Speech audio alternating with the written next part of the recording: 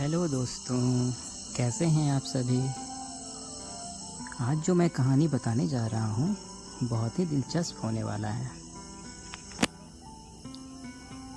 आज की कहानी है एक ब्यूटी कॉन्टेस्ट से जुड़ी हुई। एक होटल में ब्यूटी कॉन्टेस्ट चल रहा था। उस कॉन्टेस्ट की विजेता का नाम सारा था, जो कि एक लड़की थी। कॉन्टेस्ट का टाइम शाम 4 बजे से लेकर 9 बजे तक का था। तो उसी बीच कॉन्टेस्ट चल रही थी और कॉन्टेस्ट में टॉप 3 जिन लोगों ने भाग लिया था, उनमें से टॉप 3 जो थे उन लोगों को केवल बुलाया गया था, क्योंकि उनके बीच ही कॉन्टेस्ट होने वाला था। तो चूँकि मैंने जैसे आपको बताया, टाइम जो था वो 9 बजे तक था, मगर कॉन्टेस्ट 10 बजे तक चली। उसके बाद सारा बाथरूम जाती है, जहाँ कुछ समय के बाद उसकी हत्या हो जाती है। अब चूँकि काफ़ी देर हो जाने के बाद जब सारा वहाँ से बाथरूम से वापस नहीं आती है, तो लोग जा कर के देखते हैं कि सारा आखिर गई कहाँ। तो वहाँ जाने के बाद किन्हीं को पता चलता है, कोई देखता है कि सारा की मौत हो चुकी है, किसी ने उनका खून कर दिया है। तो उन्हीं में से कोई एक जासूस को फ़ोन कर देता है और घटना का जानकारी देता है। कुछ देर के बाद जासूस वहां पहुंच जाता है और अपनी तहकीकात शुरू करता है और सभी लोगों को वहां से जाने से मना करता है, सभी को वहीं रहने के लिए कहता है।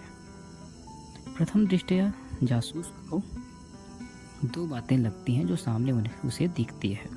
पहला तो ये था कि सारा का क्राउन जो कि उसके सिर पे होना चाहिए था वो नहीं था, और दूसरा उसके हाथ की घड़ी जो टूटी हुई थी। अब क्राउन गायब था, तो लग ये रहा था कि शायद कोई क्राउन को लेने के लिए ही आया हो और इसी के वजह से उसकी खून हुई हो। और दूसरा, जो कलाई घड़ी टूटी हुई थी, उससे ये प्रतीत हो रहा था कि सारा और उस हत्यारे के बीच जरूर हाथापाई हुई थी। मतलब सारा ने अपने अंतिम समय तक उस हत्यारे से लड़ाई की थी। घड़ी में एक चीज़ कॉमन दिख रहा था, जो देखने लायक चीज़ था कि घड़ी की टाइमिंग जो कि 10:04 दिखा रही थी, इससे एक बात साफ हो गई थी कि हत्या का समय 10:04 ही था। क्योंकि कॉन्टेस्ट 10 बजे तक ख़त्म हो गया था और वहाँ से वो बाथरूम के लिए गई हुई थी, तो यह संभवतः हत्या का ही समय था। इस बिना पर जासूस का शक 3 लोगों पे जाता है जो वहाँ पे उस वक्त मौजूद थे और कॉन्टेस्ट के दरमियान भी मौजूद थे। तीनों संदिग्धों से जासूस चाहता है कि बारी बारी से पूछताछ की जाए। तो वो पूछताछ के लिए पहले उन तीनों से बात करता है और उन तीनों को बोलता है एक एक कर आने के लिए, क्योंकि वहाँ पे और भी लोग थे, मगर उन तीनों पे जो शक चाहता है उसका कुछ कारण रहा होता है। पहला तो ये, उन तीनों में से एक जो थी वो उस कॉन्टेस्ट की भागीदार थी, मतलब कॉन्टेस्टेंट थी। दूसरा फोटोग्राफर था और तीसरा आयोजक था। इन तीनों से ही पूछताछ हुई। पहला चूँकि प्रतियोगी था, तो उससे पूछताछ में वो बताती है कि सर, मैं अपने प्रशंसक के साथ फ़ोटो खिंचवा रही थी, वहाँ काफ़ी भीड़ थी, तो मैं उसमें ही उलझी हुई थी और मैं किन्हीं को नाराज़ नहीं कर सकती थी क्योंकि वो मेरे प्रशंसक थे। तो मैं सभी को बारी बारी से फ़ोटो खिंचवा रही थी, सभी के साथ में मैं पोज दे रही थी। तो सर, वहाँ चूँकि भीड़ था तो मुझे पता नहीं चला।